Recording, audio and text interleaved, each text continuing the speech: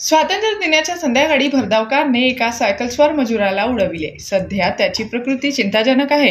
हातावर आणून पानावर खाणाऱ्या त्या गरीब मजुराला धडक देणारी कारचा शोध मागील दिवसापासून लागला नाही। शहरातील सीसीटीव्ही यंत्रणाही कालबाह्य झाल्याने तिसरा डोळा येथे कमकुवत झाला आहे।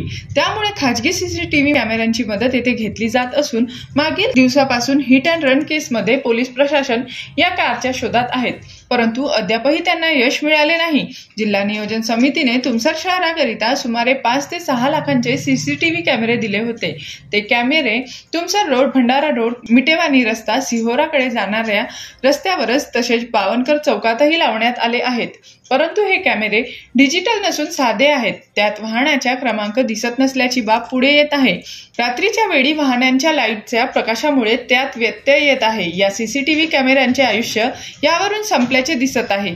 कॅमेऱ्यात वाहनांचा नंबर न येण्यामागील काही तांत्रिक दोष येथे असण्याची शक्यता नाकारता येत नाही।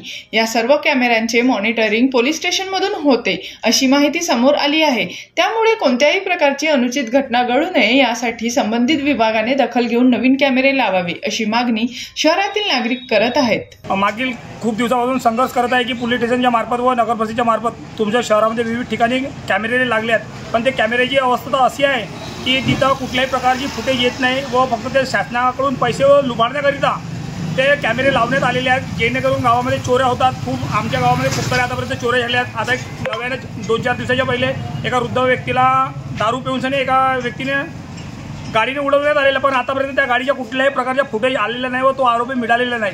त्याकरिता मी माझी शासनाला एक कळकळीची विनंती आहे की याच्याकडे लक्ष देऊन ह्या कॅमेऱ्याची क्वालिटी चेंज करून इथं डिजिटल कॅमेरे लावले पाहिजे आणि गावामध्ये याच्यावर कुठंतरी आळा बसलेले पाहिजे, ही माझी विनंती आहे। आता नगरपरिषदेच्या मार्फत खूप चौकामध्ये खूप ठिकाणी लागलेले आहेत व पोलीस स्टेशनच्या मार्फत लागलेले आहेत, पण पोलीस स्टेशनच्या मार्फत लागलेल्या कॅमेऱ्याची खूप अशी दैनंदिन परिस्थिती एवढी खराब झालेली आहे की तिथं फुटेज येतात किंवा नाहीत म्हणून याच्या कुठेही प्रकारच्या अद्याप माहीत नाही, पण कुठल्याही प्रकारच्या तिथं फुटेजमध्ये कोणीही व्यक्ती दिसत नाही।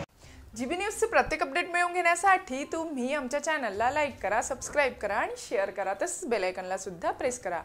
आपला जिल्हा, आपली बातमी, जीबी न्यूज भंडारा।